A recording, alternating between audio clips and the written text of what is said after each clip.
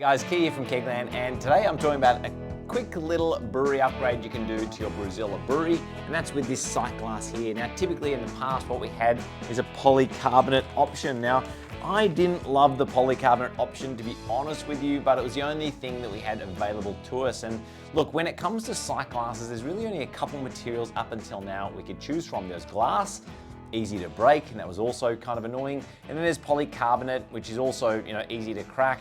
But then the other thing is polycarbonate contains like bisphenol, and then there's definitely a lot of concerns out there with bisphenol and human health. So there's certainly polycarbonate, which is BPA free, but then the problem is there's lots of other bisphenol products which are in polycarbonate, which is really why all of our gear is standard. We've been trying to get the polycarbonate out of there and not use it in anything that we sell. That includes the pill or other stuff. We always try to go for plastics, which if we need to get a clear plastic, we'll go for something like nylon 12, or in this case, the PPSU. So we had to get a custom tool made up to extrude this exact diameter. PPSU is a fantastic plastic. It's also used in things like our pro distillation lids.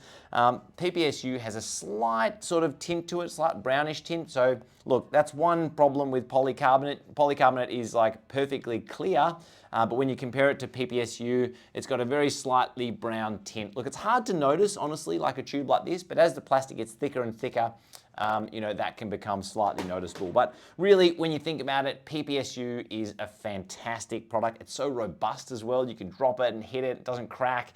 It can go up to well over 200 degrees. I think it's like 280 or something like that, or close to 300 degrees Celsius. So you can basically, deep fry in it and it'd be fine. But as a plastic, which is, compatible with all the chemicals we use in the brewing industry, so caustic soda, high strength, phosphoric acid, lactic acid, acetic acid, everything is perfectly fine, which is why I love it as a plastic so much, and it's why we're starting to use it in even some of our distillation stuff. We've got hot ethanol and stuff like that, which is really difficult on a lot of plastics. So this is, in my opinion, the best option because you can see all, how much volume you've got in here. The other thing is, every now and then we saw people do an upgrade, and this is another type of sight glass upgrade I hated to see, where they would get a totally separate sight glass, separate to the recirculation arm. And the reason for that is, and you can see this on some boilers where people do this, is what you do is you got this sight glass sitting on the side, and you got this wort which is getting not boiled in this sight glass sitting off to the side. Firstly, massive pain in the ass to clean. Like if you want to clean that out, how do you recirculate, through this if you've got no pump connected to it, if it's just a separate sight glass? The other thing is, if I've got unboiled wort in there, what you would generally do is you'd get your heat exchanger, or, whether that be a counterflow or plate heat exchanger or immersion heat exchanger, you'd cool this entire batch down in the boiler before you transfer to the fermenter. And obviously, this unboiled wort is then just never ever even getting hot. And then you transfer or pump out of here or use gravity to come out of your boiler into your fermenter. You're going to get some bacteria and some crap in here, and it's going to turn those beers sour right from the get-go. So, like, if you ever see a brewery which basically has a sight glass not connected to the recirculation arm, my advice would be to rip that out of there and put something else in there. So today we're going to talk about how these kits. Now I've already done the 35 and 65 litre one here, or actually Ollie's done them, to be honest with you. But I'm going to show you how to do the 100 litre one and do the mod yourself. It's pretty straightforward.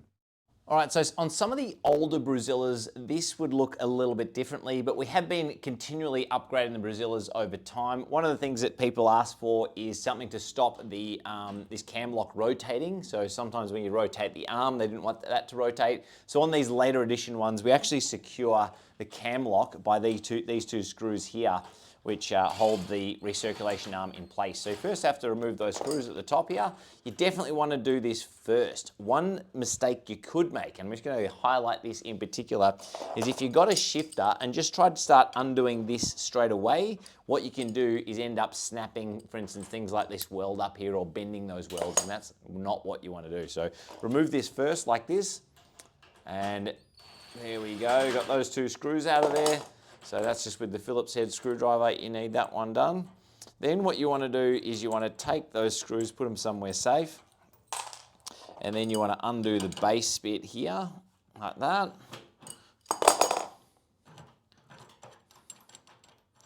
and we can take that off. Now you still have to salvage the this cam lock at the top, so we're going to reuse that. So you're going to have to get two spanners together like this. So I've got a spanner and this shifter here, and we're going to go like this and undo this bit here.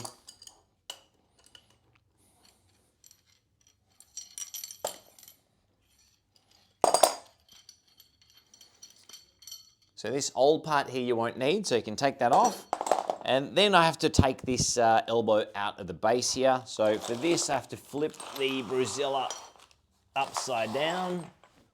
So once you go to the underside here, you want to undo this little spring clamp here. Just move that down, pull the silicone hose off that barb, and then undo this here like so. And then what you can do is take this elbow out. So get rid of that elbow there, and we're going to replace that with this new elbow here like this. So take that nut off, put this into the side like that, and then I'm going to use that same lock ring, and then also, oops, put this 1/2" nut here and do that up like that. So that's it from the underside, pretty straightforward. And then just tweak that up a little bit more with a spanner like so, or shifter, and then push this on there and put that back. So that's pretty much all the work you have to do on the underside, pretty straightforward, like that. Now with the PPSU sight glass, you'll notice that it is actually too long for this particular job, and that's because we supply one kit and one length like this, which we use for everything. So you can install these into any type of vessel. Maybe you've got your own 3-vessel system and want to make a HLT and use it on that or something. So yeah, we intentionally give you a long one, and depending on whether you're doing the 35, 65 or 100, you have to chop them at different lengths, but I'm going to show you how to measure it up and do that. Basically what you want to do is put the tube into the top, like into this like that. Give it a bit of a rotate, sort of so you don't pinch the O-rings at the base here. Then I want to sort of get this all in place, and you're going to need a measuring tape as well for this next bit. But what I want to do is basically get these two parts. So I want to get that cam lock, which I want to recycle from the previous arm. I want to get a bit of Teflon tape and Teflon up this thread here. So Teflon doesn't come included in the kit, but look, most people have a little bit of Teflon tape at home. It doesn't have to be like uber tight when you do this up. It basically just has to hold itself in the right position. So if you're using this thicker yellow Teflon tape, then probably, I don't know, maybe 4 or 5 rotations is probably going to be enough. And just make sure that is embedded onto that thread there, and then do up the cam lock. So when you're doing this type of fitting up, I should also say you want it to be ending up in the right orientation. Now this arm, it's never under significant amounts of pressure, so you just want to rotate it on until we're getting the right orientation. It doesn't necessarily have to be like uber tight or anything like that, just so it's sort of firm. And especially now with the new models, where you've got basically the cam lock secured via these nuts that go through the cam lock adapter here, that stops the rotation anyway, so there's really no need to excessively tighten this up. Now the next thing I do, I find this is the easiest way to do it for me, is basically put this on top here and then see what excessive length I've got here, because that tells me how much I need to chop off. So I make sure that the PPSU pipe is firmly pushed into that end where I've got those O-ring radial seals, and the same thing at the top. So basically make sure it's firmly all the way on as far as will go. Then I get the measuring tape like this and go like that. So I see that screw hole at the top, which the cam lock originally was getting secured by, and then going from that hole down to this hole here. So on this particular brewery, I'm looking at 95 millimeters. So I have to basically take off 495 millimeters off this particular tube, and those holes should line up perfectly. So the best tool for the job is using a hacksaw. So I've got a hacksaw here. Now, if you like using power tools, another thing you use is like if you've got an angle grinder and you've got like a 1mm cutting disc, that works pretty well. Look, even if you've got a really sharp cutting knife at home, you can just cut through it with like an X-Acto knife. But as I said before, the PPSU is pretty strong, tough plastic, so you might find it pretty tricky with a knife. I'd just choose a hacksaw because it's a lot easier. So if you've got a hacksaw, just go nice and slow, just get into the material like that. Look, it's probably a lot easier if you're doing this on a bench rather than trying to hold it against a BrewZilla and cut this. But basically you can cut through just like this. I'm using a metal cutting blade, works best for that. And I'm just left with like just a little bit here. I just got to clean up with my finger, or if you got like a deburring tool, that would work even better. But there you go. Like pretty simple, and that's how to cut it. I'm going to show you one other tool which I find really good, but a lot of people don't have these, but we do sell them on the website, which is just this little pipe cutter rotational tool. Now this gives you a really good clean edge, and it kind of like chamfers the top edge in so it doesn't pinch the O-rings as well. So look, if you get that one, I reckon it's an even better job. And you'd basically just use it like this. So you put it on that texture mark, which you marked up before. And then what you do is you just wind this down. It's not quite as fast, I would say, as the hacksaw, but like it does a really nice job. So basically just rotate it like that.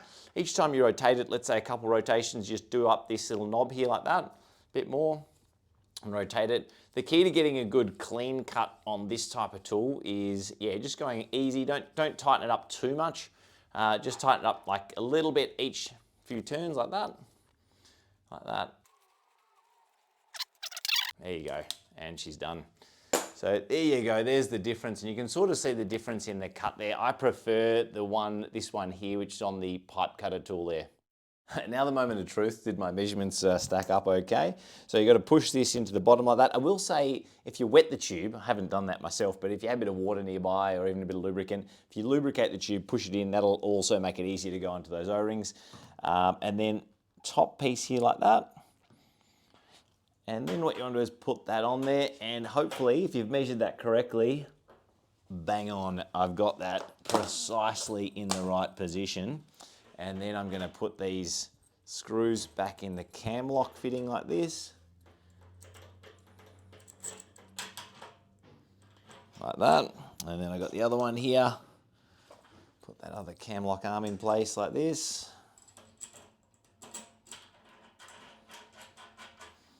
Beauty. And then just do it up with the screwdriver. Once again, it doesn't need to be like crazy tight, this one. Something like that should be fine. Got the ball valve in the right orientation. Cam lock's nice and solidly on the side there. The last thing I've got to do is also just put this graduation sticker. So one of the benefits of this sticker is that it's made with a high temperature adhesive. So unlike a lot of other, decals, this one can handle boiling liquid. So now lastly, what you want to do is you want to put the graduation sticker on the side here. Now with the graduation sticker, I'm just going to give you one little tip. It's good if you have a little bit of isopropyl alcohol. Most of you guys probably have that at home. Look, if you don't have any isopropyl, you can just use window cleaner, probably the next best thing, because you want to make sure you got no oils on the tube itself, and similarly, you want to make sure you get no oils on the sticker. So try to avoid touching the adhesive on the sticker. So don't put your dirty, grubby fingers on there, right? So I've got this bad boy filled up to 50 litres, because that's how I'm going to calibrate it. You generally want to go about halfway up the tube. So obviously at a 65 litre BrewZilla, you'd go to about 30 litres or something like that. And a 35, you go to 15 litres. So what I'm doing is, because I'm starting off at the 50 litre mark here, I'm going to start off at the centre of the sticker. I think it might be slightly easier if I just tear out just the paper from the centre of the sticker only, like that. So I can sort of see that it's got no adhesive paper on there. Then I'm going to line this up as straight as I possibly can. So the sticker is really as straight as I can get it, right on that liquid level mark there like that. So go like that, and then what I'm going to do is just push that down with my finger, really trying to avoid excessive touching of the tube. I wouldn't be too worried about, the exact spot on the tube, so the rotation of the tube, because you'd actually rotate the tube later, so don't have to make sure it's facing exactly forward or anything like that. Then what I'm going to do is peel the rest of the sticker away like this. Whoopsie. And whoops, here we go. Peel the rest of the sticker away like that, and then just pull it fairly tight like that and drop it down as parallel to the tube as I can possibly get it. And then put that on like so. So there we go. Got that bit there done, and now I'm just going to do the top half here like this.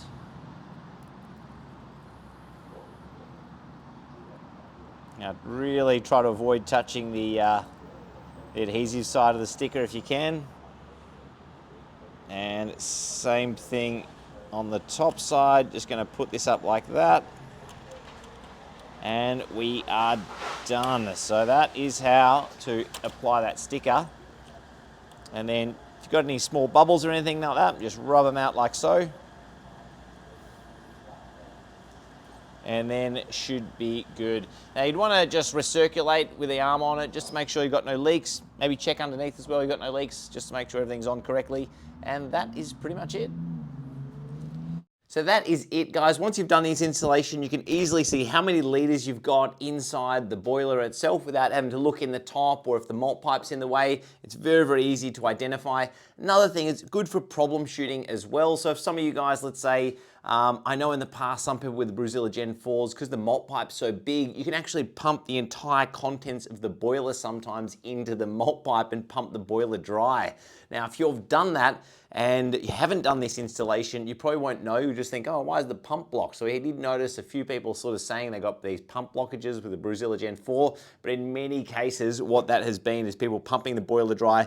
And when you've got a clear tube like this, you can actually see the liquid sort of pulsating, like trying to sort of pump up there. And that's a pretty good telltale sign that actually you've got to slow down the pump flow speed and let a little bit more liquid go through the malt pipe into the base of the boiler. So handy for troubleshooting in that way as well. Look, if you guys want to see any other cool new products, just let us know. If you want to see this as a standard upgrade to the BrewZilla Gen 4s, just let us know as well. It's something that we can include. It is more expensive than stainless steel. PPSU is a horrendously expensive plastic, unfortunately. But it's the only one that really ticks all the boxes in our opinion for this type of application. But it is more expensive than stainless steel. You don't really say that with many plastics, but certainly PPSU is one of them. But if you guys wanted to make this, if you wanted us to make this a standard, you know, fit out, definitely comment below and say, yep, would love to see this on BrewZilla Gen 4s as standard. And you know, if we get enough people say that, we will do it for you. Subscribe now, of course, if you want to see any of the other cool new stuff that's coming out like this. Definitely bottom right hand corner, hit subscribe, and of course sign up to our Facebook Homebrew community group where people are talking about all our gear just like this and sharing tips on how to get the most out of it. All right, that's it. See you guys next time. Bye.